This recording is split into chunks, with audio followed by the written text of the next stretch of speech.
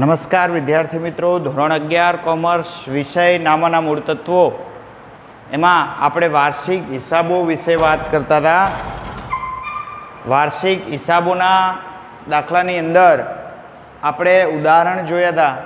એ ઉદાહરણમાં આજે એનેથી આગળનું ઉદાહરણ જે છે એ છેલ્લું 30મું ઉદાહરણ કે જેની અંદર અલગ પ્રકારના હવાલા આપેલા હોય કે વેપાર ખાતું, સુધારેલું વેપાર ખાતું બનાવવાનું હોય કે અમુક હવાલા પછીના હોય, એટલે કે વાર્ષિક હિસાબો તૈયાર કર્યા પછી અમુક ખબર પડે કે ભાઈ આ અમુક વિગત રહી જાય છે, તો વેપાર ખાતું બનાવ્યા પછી ખબર પડે તો એ સુધારેલું વેપાર ખાતું બનાવવું પડે. તો એવો એક એક્ઝામ્પલ જે છે એ આપણે અહીંયા ગણવાનો છે. તો એ એક્ઝામ્પલની રકમ વાંચું છું. પેજ નંબર 186 ઉપર રકમ જોજો મિત્રો. અહીંયા તમને આપ્યું છે સાજનના તારીખ 31/3/15ના રોજના કાચા શ્રવ્ય અને વધારાની માહિતી પરથી વાર્ષિક હિસાબો તૈયાર કરો. સાજનના તમારે વાર્ષિક હિસાબો તૈયાર કરવાના છે. તો સાજનનું પહેલાં તો અહીંયા વેપાર ખાતું જમા બાકી જો કાચા શ્રવ્યમાં, એટલે વેપાર ખાતાની બાકી આપી છે. પણ અમુક હવાલાઓ નીચે જોતાં એવું લાગે છે, પહેલો હવાલો આપ્યો વેપાર ખાતું તૈયાર કર્યા પછી માલુમ પડ્યું કે સાજને અંગત ઉપયોગ માટે 2000નો માલ ઉપાડ્યો હતો. હવે વેપાર ખાતું બનાવી નાખ્યા પછી ખબર પડી હતી, એટલે આપણે હવે વેપાર ખાતાની વિગત લખવી હોય તો સુધારેલું વેપાર ખાતું તમારે બનાવવું પડે. તો સાજનનું સુધારેલું વેપાર ખાતું, નફા નુકસાન ખાતું અને પાકું સરવૈયું આપણે બનાવવાનું છે 31/3/15ના રોજનું. તો અહીંયા હું ખાતા દોરું છું.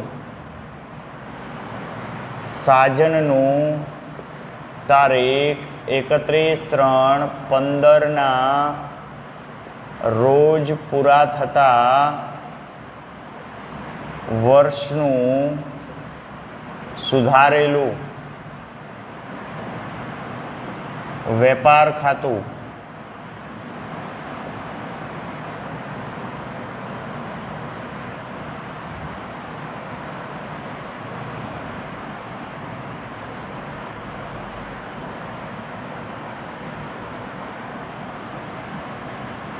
જમા ઉધાર વિગત રકમ રૂપિયા, વિગત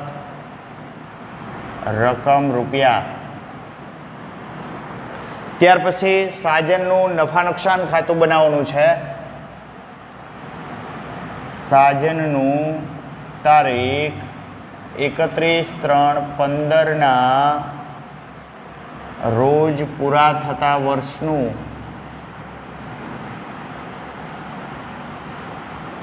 નફા નુકસાન ખાતું.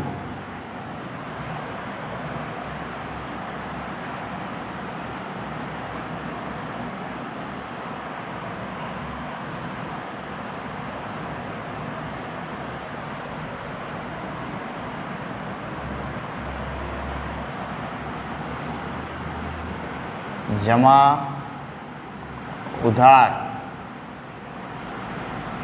વિગત રકમ રૂપિયા, વિગત રકમ રૂપિયા. ત્યાર પછી સાજનનું તારીખ 31/3/15ના રોજનું પાકું સરવૈયું.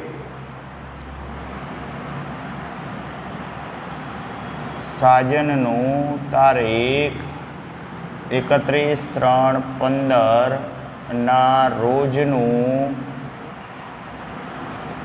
પાકું સરવૈયું.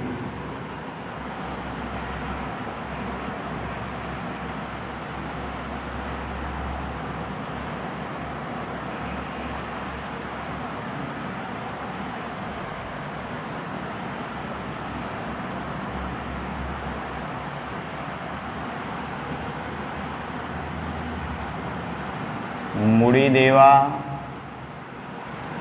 રકમ રૂપિયા, મિલકત લેણા રકમ રૂપિયા. તો આ તમને અહીંયા 3 ખાના દોરેલા છે. એના આધારે હવે આપણે હવાલા જોતા જઈએ અને એની અસર આપતા જઈએ. તો એક પછી એક હવાલો જોઈએ.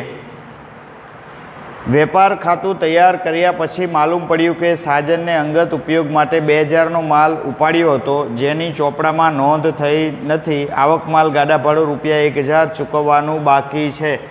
તો પહેલાં તો સુધારેલું વેપાર ખાતું આપણે બનાવીએ છીએ ત્યારે તમને જે કાચો નફો જે વેપાર ખાતાની બાકી આપેલી હોય એ બાકી આપણે લખવી પડે.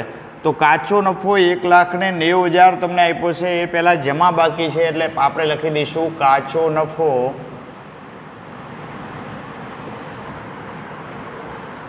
1,90,000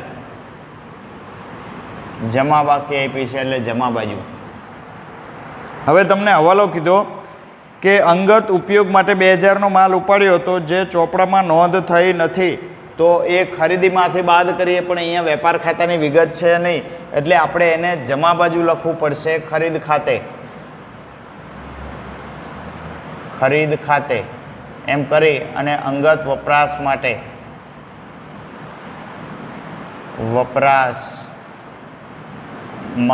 ઉપાડેલ માલ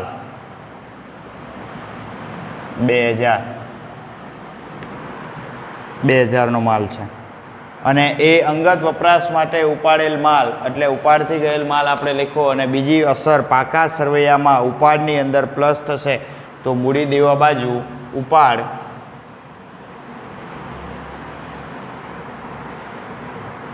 આપ્યો છે તમને 14,000 પ્લસ વધારો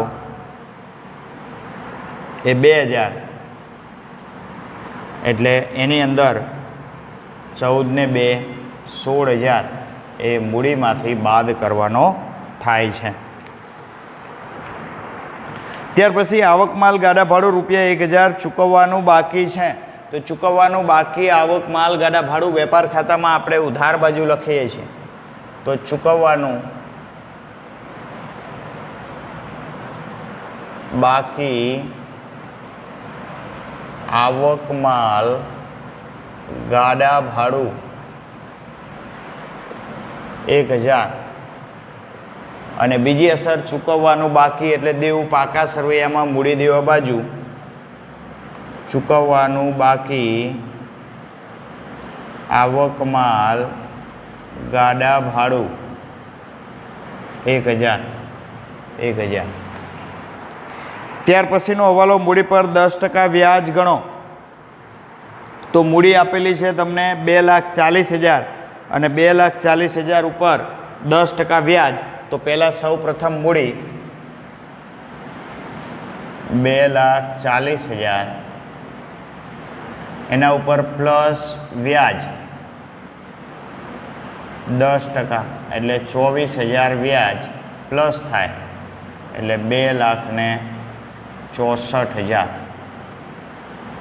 અને મૂડી પર વ્યાજ એ નફા નુકસાનમાં નાણાકીય ખર્ચની અંદર નાણાકીય ખર્ચા એમાં મૂડી પર વ્યાજ 24,000 ઉધાર બાજુ. ત્યાર પછીનો હવાલો કીધો બેંક ઓવરડ્રાફ્ટનું વ્યાજ રૂપિયા 300 ચૂકવવાનું બાકી છે. તો બેંક ઓવરડ્રાફ્ટનું વ્યાજ એ નાણાકીય ખર્ચ કહેવાય. તો બેંક ઓવરડ્રાફ્ટનું વ્યાજ ચૂકવવાનું બાકી ઉધાર બાજુ.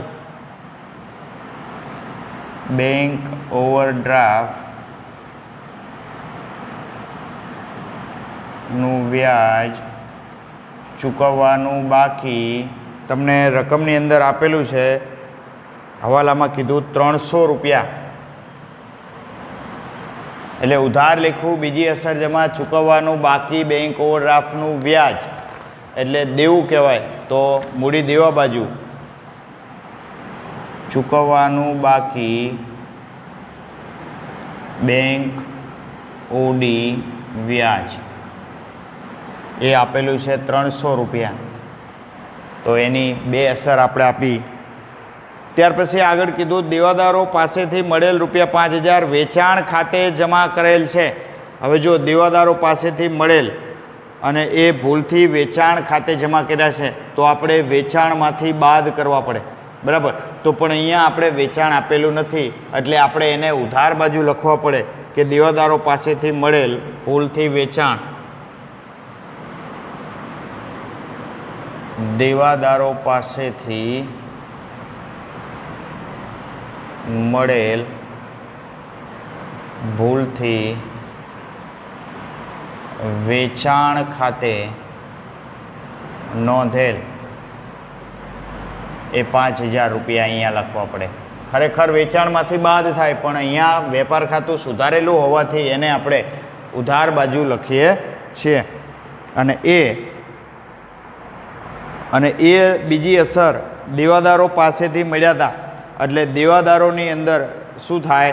મળેલ રોકડ તરીકે દેવાદારોમાંથી બાદ થાય. તો દેવાદારો એટલે ગ્રાહકો તમને મિલકત લેણા બાજુ તમને કાચા સરવૈયામાં આપેલા છે. ગ્રાહકો તમને આપ્યા છે 80,000 અને બાદ મળેલ રોકડ 5,000. મળેલ રોકડ 5,000 એટલે ગ્રાહકો વધ્યા તમારા 75,000ના. 75,000. ત્યાર પછી આગળ તમને હવાલો આપ્યો છે, કાયમી મિલકતો પર 10% લેખે ઘસારાની જોગવાઈ કરો. હવે કાયમી મિલકત પર 10% લેખે ઘસારાની જોગવાઈ. તો પહેલાં કાયમી મિલકતો. કાયમી મિલકતો દાખલાની અંદર કેટલી આપેલી છે જોવાની. કાયમી મિલકતો 1,63,000. 1,63,000 ઉપર તમારે ઘસારાની જોગવાઈ કરવાની છે.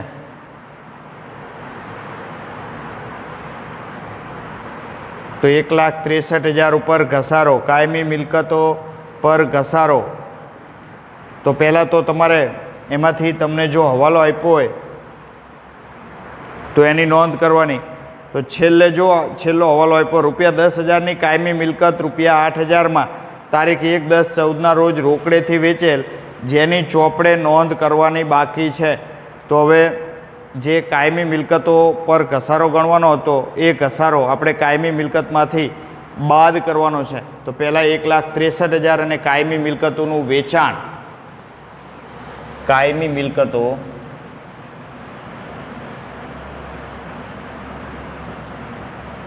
1,63,000. હવે એમાંથી તમે વેચાણ કરો છો તો એ બાદ થાય. બાદ વેચાણ 10,000નું વેચાણ કરો છો એટલે 1,53,000. તો હવે 1,53,000 ઉપર તમારે પહેલાં તો ઘસારો ગણવાનો છે. બાદ 10% ઘસારો. તો બાદ 10% ઘસારો 15,300. 15,300 એ ઘસારો બાદ થાય એટલે તમારે રકમ આવશે 1,37,700. 1,37,700 એ કાયમી મિલકત પરનો ઘસારો. એ તમારે ઘસારાની રકમ લખવાની થાય નફા નુકસાન ખાતાની અંદર. કાયમી મિલકતોનો ઘસારો 15,300 અને પ્લસ ઘસારો એમાં કાયમી મિલકતો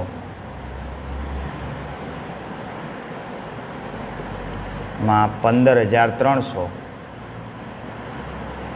જે કાયમી મિલકત હતી એના ઉપર ગણ્યું વેચાણ સિવાયની, અને પ્લસ બીજો 500 રૂપિયા ઘસારો જે આવે છે એ ઘસારો તમે મિલકત વેચી એના ઉપરનો છે એટલે 15,800. ઘસારાની કિંમત લખી છે 15,800.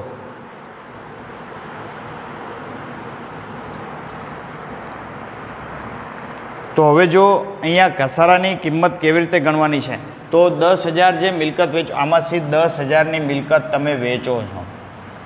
તો એ 10,000ની મિલકત વેચી તો એ ક્યારે વેચો છો એની તમને તારીખ આપી છે 1/10/14ના રોજ. 1/10/14. તો હવે આ 1/10/14 આટલી મિલકત વેચો છો, એમાંથી ઘસારો તમારે ગણવાનો છે. તો 1/10/14થી આપણું વર્ષ પૂરું થાય 31/3/15. તો 1 10 14 31 3 15 એટલે 10 11 12 પહેલો બીજો અને ત્રીજો 6 માસનો ઘસારો આના ઉપર ગણાય તો 10,000 એને ગુણ્યા 10%, એને ગુણ્યા 6/12 એટલે એનો ઘસારો થશે 500 રૂપિયા. એ 500 રૂપિયા ઘસારો થાય એટલે આમાંથી 9,500 વધશે. 9,500 વધ્યા એમાંથી એની ચોપડે કિંમત એટલી વધી, એમાંથી તમને ઉપજા કેટલા, જો આગળ હવાલામાં તમને કીધું કે 10,000ની કાયમી મિલકત 8,000માં વેચેલ, જેની ચોપડે કિંમત ચોપડે નોંધ કરવાની બાકી છે. હવે એની ચોપડે નોંધ થઈ નથી. તમે વેચ્યા છે કેટલામાં? આ 8,000માં. 9,500 જે છે એ એની પડતર કિંમત છે, ચોપડે કિંમત છે, બરાબર, ચોપડે કિંમત. હવે એમાંથી ઉપજા કેટલા? તો કે 8,000. 8,000માં વેચો છો, વેચી કાયમી મિલકત, તો નુકસાન કેટલું જ્યું? 1,500 એ નુકસાન છે તમારું. તો આ નફા નુકસાન ખાતે નુકસાન 8,000માં વેચ્યા એટલે 8,000ની ઉપજ ગણાય. તો એ પાકા સરવૈયામાં મિલકત લેણા બાજુ રોકડ શિલ્લક તમને આપી જે છે, રોકડ શિલ્લક, રોકડ શિલ્લક તમને આપેલી છે 8,000 અને મિલકત વેચતા રોકડા ઉપજ્યા, કાયમી મિલકતની ઉપજ એ પ્લસ થાય. કાયમી મિલકતની ઉપજ 8,000 એ પ્લસ થાય એટલે 8 ને 8 16,000. અહીંયા તમે જે ઘસારો લખો એ તમારે આટલું વેચી જ દો છો 10,000નું, બરાબર, એટલે એની કુલ કિંમત 153 છે, એના ઉપર જ ઘસારો ગણાશે. પણ જ્યારે નફા નુકસાન ખાતાની અંદર જ્યારે ઘસારો લખો છો ત્યારે તમારે જે આ 10,000નું વેચો છો એના ઉપર 6 માસનો જ ઘસારો ધ્યાનમાં લેવાય છે, કારણ કે મિલકતની કિંમતમાં ધ્યાનમાં લેવાતો નથી. એટલે આપણે 15,300 પ્લસ 500 ઘસારો જે છે એ વધારાનો ઘસારો ગણી અને 15,800 આપણે ઘસારો લખીએ છીએ. ત્યાર પછી આગળ અહીંયા આ નુકસાનની નોંધ કરશો તો કે કાયમી મિલકત વેચતા નુકસાન, કાયમી મિલકત વેચતા નુકસાન. નુકસાન કેટલું જ્યું? તો કે 1,500 રૂપિયાનું. તો 1,500 નુકસાન તરીકે. હવે આની અસર જો 8,000માં વેચ્યા, રોકડ શિલ્લકમાં 8,000ની ઉપજ થઈ, 1,500નું નુકસાન જ્યું, 1,500 રૂપિયા નુકસાન તરીકે, અને 10,000 એ જે છે એ મિલકત ઘટે છે તો 10,000નું વેચાણ આપણે બાદ કરી દીધું, બરાબર. તો આટલી અસર આપણે એને આપવી જોઈએ. ત્યાર પછીનો હવાલો આગળ આપ્યો છે તમને. હવાલો કાયમી મિલકત પર 10% ઘસારાની જોગવાઈ કરો એ પૂરો થયો. નહીં નોંધેલ ઉધાર ખરીદી ₹5,000. હવે ઉધાર ખરીદી નોંધી નથી તો નહીં નોંધેલ ઉધાર ખરીદી, તો વેપાર ખાતામાં ઉધાર બાજુ ખરીદીમાં પ્લસ થાય. નહીં નોંધેલ ઉધાર ખરીદી કેટલી હતી? તો કે 5,000ની. 5,000. અને એની બીજી અસર ઉધાર ખરીદી નહીં નોંધેલ એટલે લેણદારોને કરે, તો લેણદારો એટલે કે વેપારીઓ એ તમને દાખલાની અંદર આપેલા છે. વેપારીઓની જમા બાકી 90,000 પ્લસ નહીં નોંધેલ ખરીદી 5,000 એટલે 90 ને 5 95,000.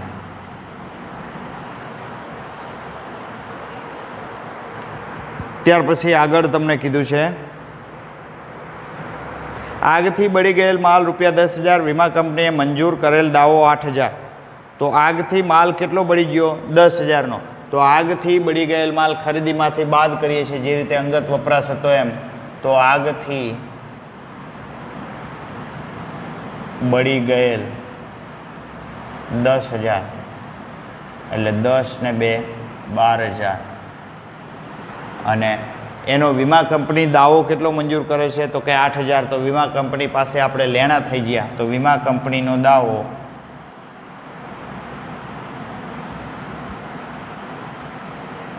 8,000 અને 10,000નો માલ બળી ગયો તો 8,000 દાવો મંજૂર કરે છે નુકસાન કેટલું જ્યું 2,000નું તો નફા નુકસાન ખાતામાં ઉધાર બાજુ આગથી થયેલ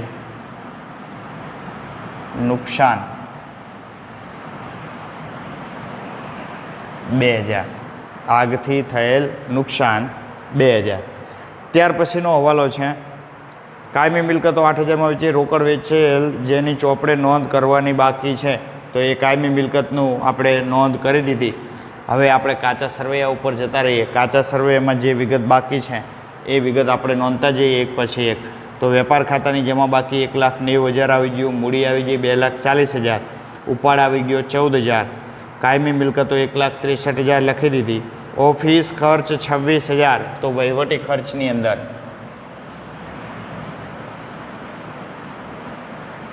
વહીવટી ખર્ચમાં ઓફિસ ખર્ચા કેટલા આપ્યા છે તમને 26,000 ત્યાર પછી બેંક ઓવરડ્રાફ્ટ મૂડી દેવા બાજુ 5,000 એ બેંક ઓવરડ્રાફ્ટ તરીકે 5,000 બેંક ઓવરડ્રાફ્ટ 5,000 ત્યાર પછી ભાડું 6,000 રૂપિયા ખર્ચ છે વહીવટી ખર્ચ ભાડું 6,000 ભાડા પછી વીમો 12,000 એ પણ અહીંયા જ વીમો 12,000 ત્યાર પછી પગાર અને મજૂરી એ પણ અહીંયા જ પગાર અને મજૂરી આપ્યા છે 1,20,000 1,20,000 ત્યાર પછી ગ્રાહકો અને વેપારીઓ એટલે દેવાદારો લેણદારો બંને આપણે લખી દીધા તો દેવાદારોની અંદર કોઈ બાકી હવે આગળ આવતી નથી એટલે અંદર રાખીએ દેવાદારો લેણદારો લેણી ઊંડી દેવી ઊંડી લેણી ઊંડીની ઉધાર બાકી હોય દેવી ઊંડીની જમા બાકી હોય લેણી ઊંડી 8,000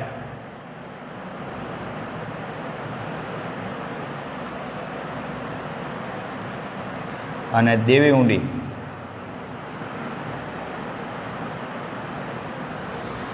ઊંડીની જમા બાકી 8,000 અને સામે 12,000 ત્યાર પછી તમને આપ્યું છે કાલખાદ અનામત 5,000 જો હવે અહીંયા કાચા સર્વેમાં કાલખાદ અનામત આપ્યું છે બીજી કોઈ કાલખાદ વિશેની માહિતી છે નહીં તો માત્ર કાચા સર્વેમાં કાલખાદ અનામત હોય ત્યારે ગ્રાહકોમાંથી બાદ કરી દેવાનું કાલખાદ અનામત 5,000 70,000 વધશે જ્યારે પણ બીજી કાલખાદ અંગેનો હવાલો ના હોય કે બીજી કાલખાદ અનામત કંઈ આપેલું કાચા સર્વેમાં ના હોય માત્ર કાચા સર્વેમાં કાલખાદ અનામત એક જ આપી હોય ત્યારે દેવાદારોમાંથી આપણે એને બાદ કરી દઈશું વટાવની અંદર આપેલ વટાવ 2,000 એ ઉધાર કહેવાય તો વેચાણ વિતરણ ખર્ચની અંદર વેચાણ વિતરણ એમાં આપેલ વટાવ એની ઉધાર બાકી આપી છે તમને વટાવની 2,000 અને મળેલ વટાવ સામે એની બાકી છે 3,000 એટલે 3,000 ત્યાર પછી અગાઉથી ચૂકવેલ વીમો 1,000 તો અગાઉથી ચૂકવેલ એટલે આપણો લેણું કહેવાય મિલકત લેણા બાજુ અગાઉથી ચૂકવેલ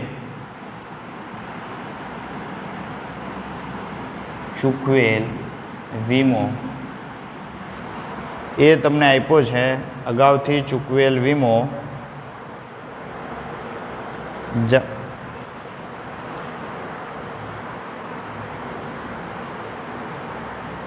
અગાઉથી ચૂકવેલ વીમો 1000 ઉધાર બાકી. ત્યાર પછી ચૂકવવાનો બાકી ઓફિસ ખર્ચ જમા 1000. તો ચૂકવવાનો બાકી ઓફિસ ખર્ચ જમાની અંદર 1000 એટલે દેવું છે. જો અહીંયા હવાલામાં હોત તો આપણે ઓફિસ ખર્ચ અને વીમો એ બંનેમાં શું કરત? Plus minus કરત. પણ અહીંયા માત્ર કાચા સરવૈયામાં જ આપેલું છે એટલે દેવું અને લેણું ગણી પાકા સરવૈયામાં મૂકવાનું આવે છે. આખરનો સ્ટોક 15000. તો આખર સ્ટોક એ પાકા સરવૈયામાં એક જ અસર. આખર સ્ટોક 15000. ત્યાર પછી સ્ટેશનરી સ્ટોક 1000. એ પણ એક જ અસર આખર સ્ટોકની. સ્ટેશનરી સ્ટોક એની રકમ 1000. જો આ બધા હવાલામાં હોત તો એની બે અસર થાત. બીજી અસર આખર સ્ટોકની વેપાર ખાતે થાત અને સ્ટેશનરી સ્ટોકની સ્ટેશનરી ખર્ચમાં થાત. રોકડ શિલ્લક 8000. રોકડ શિલ્લક 8000. એની નોંધ આપણે અહીંયા કરી દીધી છે. રોકડ શિલ્લક આવી જાય છે જો અહીંયા. વેચાણ વિતરણ ખર્ચ 90000. તો વેચાણ વિતરણ ખર્ચની અંદર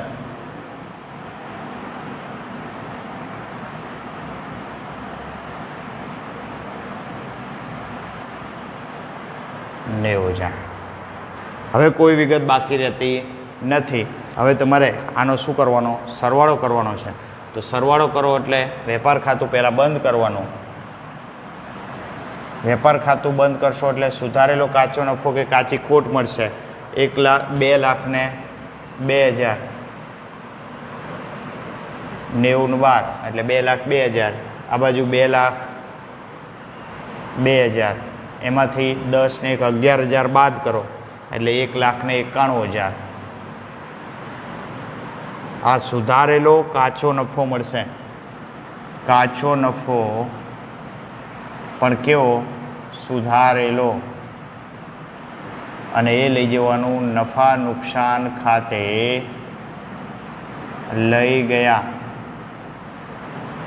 તો નફા નુકસાન ખાતાની જમા બાજુ કાચો નફો સુધારેલ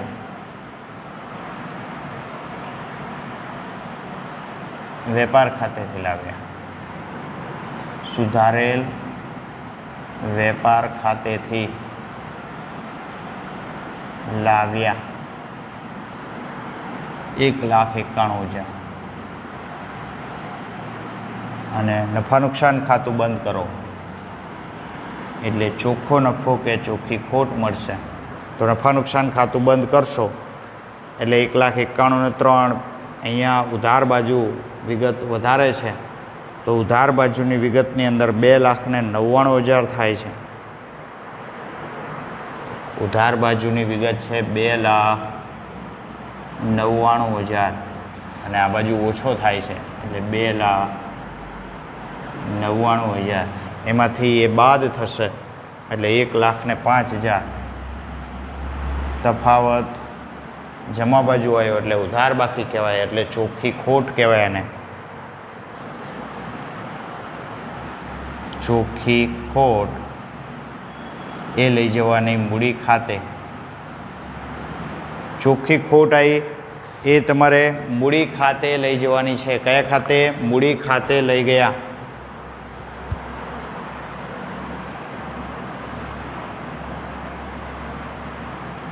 હવે મૂડી ખાતે આ મૂડીમાંથી બાદ થાય ચોખ્ખી ખોટ.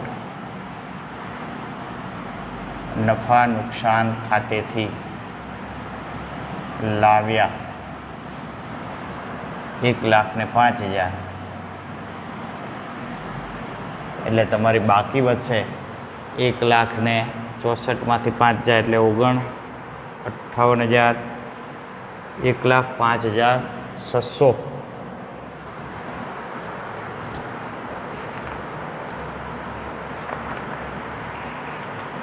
1,99,600 આવે છે ટોટલ, સોરી, તો 1,05,600, 1,05,600 એ બાદ કરો એટલે તમારી વિગત આવે છે 1,58,400.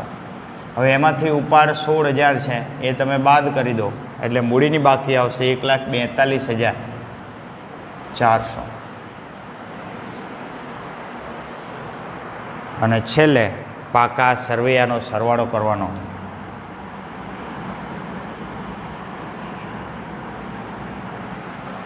એટલે વિગત એકવાર ટેલી કરી લઈએ. 1,42,400, 5,300 એટલે 5,000 બેંક ઓવરડ્રાફ્ટને એ બંનેનું, 95,000, 12,000, 1,000 અને 1,000 એટલે 2,56,700. 2,56,700. કેલ્સીમાં ના કરવું પડે એટલા માટે મિત્રો અહીંથી જોઈ લઉં છું. તમે તો ફરીથી એક વિગત ટેલી કરી લેજો. 1,37,700, 70,000, 8,000, 8,000, 1,000, 15,000, પછી 1,000 આવી ગયું, 16,000 અને 8,000. ઓકે, બધી જ વિગત અહીંયા આવી જાય છે. 2 વાર 1,000, 2 વાર 8,000, 16,000 ને 15,000. Okay, ready. ટોટલ 2,56,700. 2,56,700. તો આ મિત્રો વાત હતી વાર્ષિક હિસાબોની. તો વાર્ષિક હિસાબો કઈ રીતે ગણાય, એના કેવી રીતે દાખલા ગણવા, એ આપણે બધા જ જુદા જુદા પ્રકારના હવાલાઓ જોયા. આ હવાલાઓ ધ્યાનથી સમજજો, જોજો. અને પછી આપણે હવે જે નેક્સ્ટ પિરિયડ આવશે એ 12માની અંદર કેવી રીતે વાર્ષિક હિસાબ ગણવાના છે એ આપણે જોવાના છે. અહીંયા આપણે આ વાર્ષિક હિસાબનું પ્રકરણ પૂરું કરવાનું છે. એટલે બધા જ જે સ્વાધ્યાયની અંદર દાખલા આપેલા છે એ મિત્રો તમે ઘરે પ્રેક્ટિસમાં ગણજો કે જેથી કરી તમને ખબર પડે કે દાખલો કેવી રીતે ગણાય છે. ઉદાહરણ એટલા માટે ગણાય કે તમે જ્યારે અહીંયા વિડીયો જોવા બેસો છો ત્યારે તમારી સામે રકમ હશે અને તમને ખબર ના પડે તો તમે તરત એનો જવાબ જોઈ શકશો. એટલા માટે અહીંયા ઉદાહરણના દાખલા આપણે એક્ઝામ્પલ તરીકે લીધા છે. બાકીના સ્વાધ્યાયના દાખલા તમે જાતે ઘરે ગણજો. ના સમજાય એ આપણે રૂબરૂ મળીશું ત્યારે ગણીશું.